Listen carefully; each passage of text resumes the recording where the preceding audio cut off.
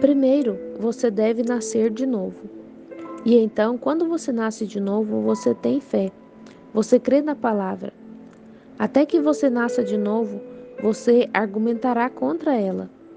Se você é apenas religioso e tem um pequeno conhecimento humano de que deve fazer o certo, você nunca será capaz de concordar com a palavra de Deus. Você nunca o fará. Você tem que nascer de novo. E uma vez nascido de novo, isso produz fé. Muito bem. Então, depois que você obtém a fé, isso aqui, fé, F-E, então você está justamente em posição para crescer. Agora, muitas pessoas vêm ao altar, oram e dizem: Senhor, perdoa-me. E uma grande experiência de satisfação vem sobre elas e coisas assim. Então você tem um grande momento, vem ao altar gritando, você volta e diz: Bendito Deus, eu o recebi. Não, você apenas chegou a um lugar onde você pode crescer. Você não fez nada ainda, vem? A única coisa que você fez foi apenas colocar o fundamento. Agora, você vai construir uma casa e lança o fundamento e diz: Rapaz, eu a tenho, vem? Você tem a base sobre a qual vai construir sua casa. Agora, você tem que construir a casa. E ali é onde começa o assunto sobre o qual falaremos agora nessa manhã. Muito bem. Numa casa, o fundamento vem primeiro. Qual é o fundamento do cristianismo? Fé na palavra de Deus. Esse é o seu fundamento. Então você começa a crescer. Então você começa a adicionar esse fundamento. Agora, ao construir uma casa, você coloca as colunas e tudo mais. O irmão Wood e alguns desses carpinteiros e empreiteiros aqui poderiam nos dizer como se constrói uma casa. Vem? Mas eu vou lhe dizer como construir uma casa espiritual, onde Deus possa habitar. Ele quer morar em você. Ele quer fazer com que você seja como Ele. Ele quer que você seja refletido, ou melhor, que você reflita o seu ser. Vocês sabem, nos velhos tempos, quando costumavam produzir o ouro, antes que tivessem a fundição para purificá-lo, eles batiam o ouro com o fim de remover o lodo, o ferro, o cobre e outras coisas, e simplesmente se mantinham batendo e virando e batendo. Os índios fazem assim até hoje, batendo o ouro, e eles o golpeiam. Você sabe como eles podiam saber que todo o ferro havia sido tirado e toda a sujeira e outras coisas, e a escória havia saído? Quando aquele que estava batendo podia ver seu próprio reflexo, como num espelho. Estava limpo e puro o suficiente a ponto de refletir aquele que o batia. É assim que Deus faz. Ele pega o ouro que foi encontrado na terra e o bate pelo Espírito Santo, vira-o vez após vez e bate-o até que ele receba, ele possa ver seu reflexo. O irmão Branda bateu palmas várias vezes ao longo dessa frase. Isso é o que devemos fazer, refletir o Filho de Deus. E agora devemos fazer sua obra. Ele disse: O que crê em mim. São João 14, 7. O que crê em mim, as obras que eu faço também as fará. Você está começando a refletir as obras de Cristo. Mas muitos de nós tentamos fazer as obras de Cristo antes que o reflexo de Cristo esteja em nós. Agora, aí está o problema. Encontramos essas coisas sucedendo. Vocês sabem, eu sei, vemos esses tropeços pela estrada. Encontramos uma quantidade de ministros e cristãos empilhados como um monte de sucata ao longo da estrada. É porque não entraram nisso corretamente. E é por isso que estou aqui nessa manhã, para tentar ensinar essa pequena igreja e a mim mesmo como podemos nos tornar a morada do Deus vivo. Quantos gostariam de ser isso? A congregação diz: Amém. A morada do Deus vivo. Agora, aqui está o que fazemos.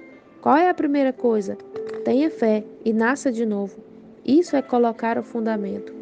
Então, depois de colocarmos o fundamento, em segundo lugar, você adiciona ao seu fundamento. Acrescente a fé, disse Pedro aqui. Acrescente a Primeiro você tem fé, depois acrescenta virtude à sua fé. Essa é a próxima coluna.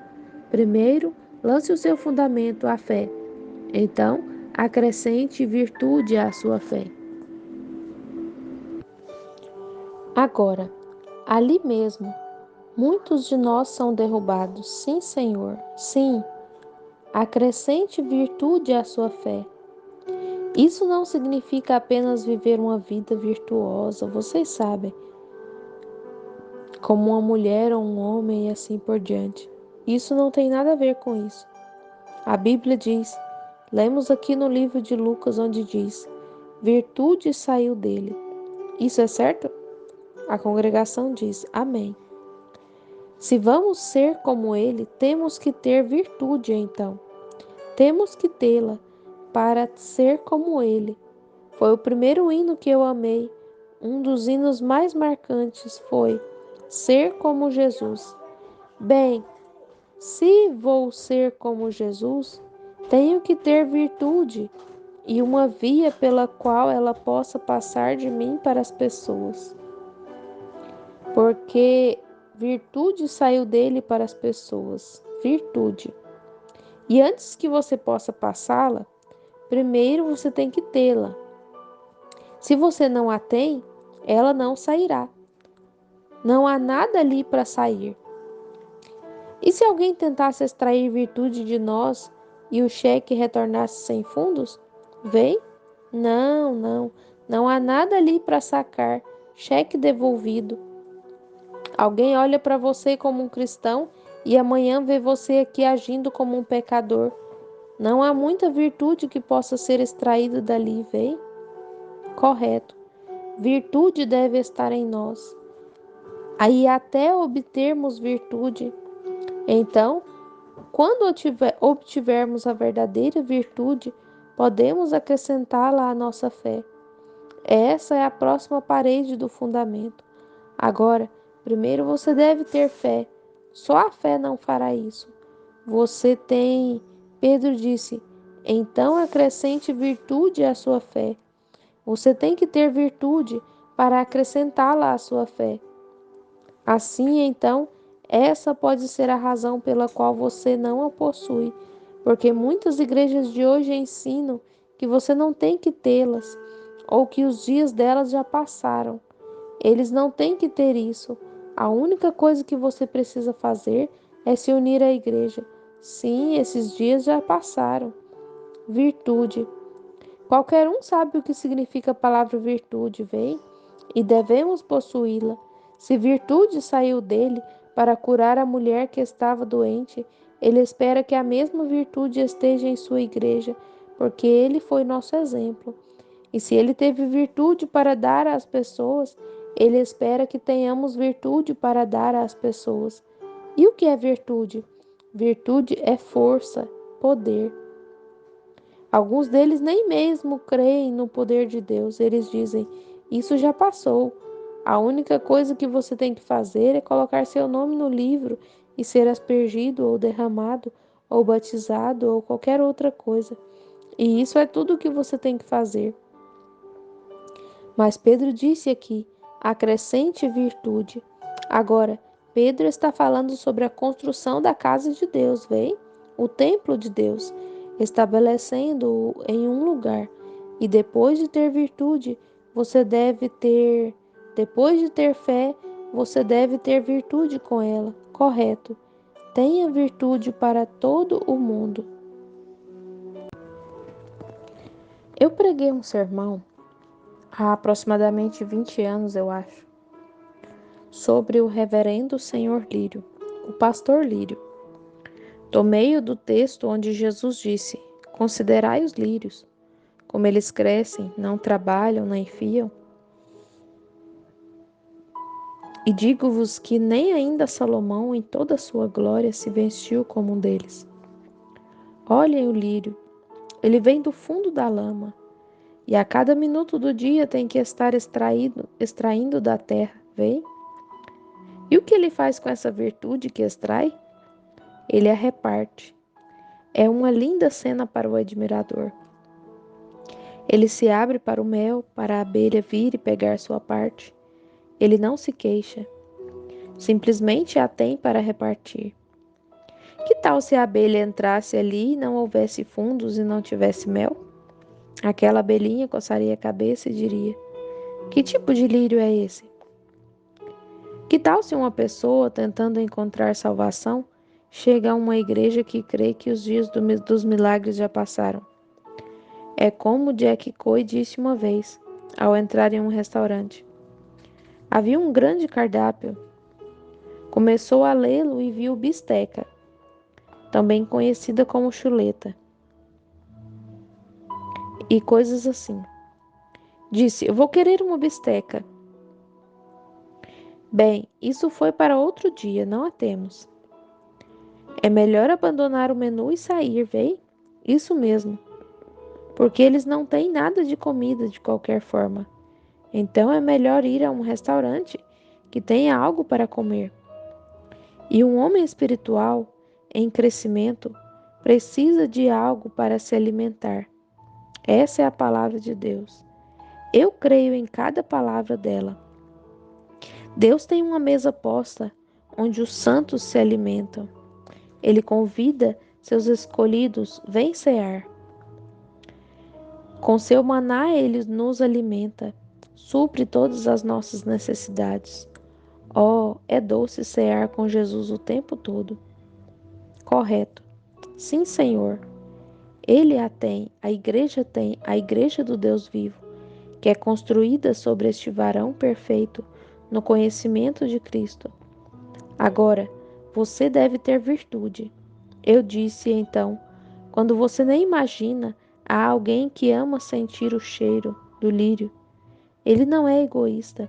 Ele tem um perfume. Antes que possa exalar o perfume, ele tem que tê-lo. Antes que possa oferecer o mel, ele tem que tê-lo. Antes que ele possa mostrar beleza, ele tem que tê-la. Antes que você possa passar virtude, você tem que tê-la. Portanto, acrescente virtude à sua fé. Compreendem? Poderíamos ficar nisso por muito tempo, mas nosso tempo se esvairia. Acrescente virtude à sua fé. Agora, primeiro é a fé, depois a virtude. E então, em terceiro lugar, você acrescenta conhecimento. Conhecimento, agora, isso não significa conhecimento mundano, porque é loucura para Deus, mas conhecimento para julgar. Julgar o quê? Entre o certo e o errado. Como você julga, então, se você tem conhecimento cristão com sua virtude e fé? Você julga se a palavra é certa ou errada. E se você pode deixar de lado todos os seus credos e toda a sua incredulidade, tudo que você diz que tem feito, então você tem conhecimento para crer que Deus não pode mentir, que a palavra de todo homem seja mentira, mas a minha seja verdadeira. Vem? Agora, você está adquirindo conhecimento. Esse é o conhecimento supremo. Você não tem que ter 4 diplomas de alguma universidade ou algo assim para obtê-lo, porque todas essas virtudes lhe são dadas por Deus para serem colocadas sobre o fundamento de sua fé, para que assim você possa chegar à estatura completa de um verdadeiro homem de Deus. Sim, Senhor. Acrescente, acrescente conhecimento, porquanto é conhecimento de sua palavra. Você deve crer dessa forma. Por exemplo, você deve crer hoje e aceitar isso, que os dias dos milagres não passaram. Conhecimento de que o que Deus disse, Deus é capaz de cumprir. Abraão creu nisso, e quando tinha 100 anos, não titubeou em relação à promessa de Deus com incredulidade. Observem quão ridícula parecia aquela palavra.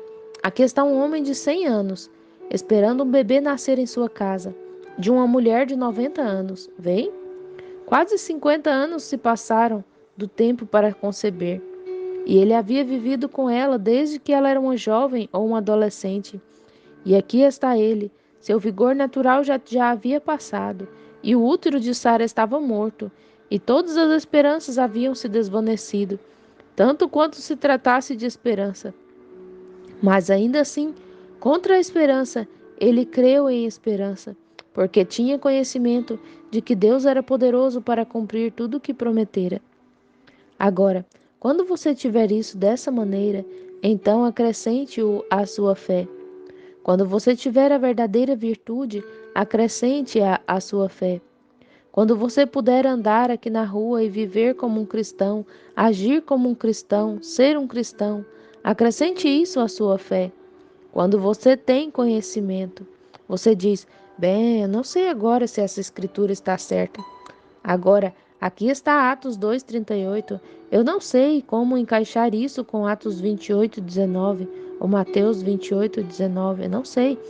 Bem, não acrescente nada, porque você ainda não tem, vê? O que você vai fazer? Porque você não tem conhecimento suficiente ainda para saber por Deus que a Bíblia não se contradiz. Esqueça isso. Não diga mais nada sobre isso, vem? Esqueça isso. Mas quando você pode ver que a Escritura não se contradiz, você pode dizer e pode ver que, pela revelação de Deus, a palavra inteira está escrita em mistérios e unicamente o conhecimento de Deus pode revelá-la. Então, quando você obtiver isso e disser e pontuar cada palavra de Deus com um amém, então acrescente isso à sua fé. Oh, você está se tornando um homem muito bom agora, vem? Você está crescendo, vem? Com o quê? Com fé, depois com virtude e então com conhecimento. Vem como você está edificando esse homem? Você pode ver que não há como escapar disso. Essa é a maneira de se chegar à estatura completa de Cristo. Sim, Senhor. Para julgar, julgue corretamente. Julgue se é certo ou errado crer na palavra de Deus. Julgue se é certo ou errado. Se devo servir a um credo ou devo servir a Deus. Julgue se é certo ou errado. Devo nascer de novo ou me unir a uma igreja? Então, você está começando. Julgue bem. Quando o pregador diz, os dias de milagres já passaram, a Bíblia diz, Jesus Cristo é o mesmo ontem e hoje eternamente. Agora, em que você vai crer? Quando você diz, vou me posicionar por Deus. Agora, você não diz isso apenas por dizer, bem, eu tomo isso, só de seu coração, mas algo em você, sua fé o impulsiona. Aí está. Sua fé diz, eu sei que Ele é o mesmo. Amém. Sou testemunha de que Ele é o mesmo. Não há nada que possa tirar isso de mim. Sei que Ele é real. Amém. Então acrescente isso à sua fé. Coloque-o sobre o fundamento, subindo agora, subindo em direção ao reino. Chegou a este ponto agora. Muito bem.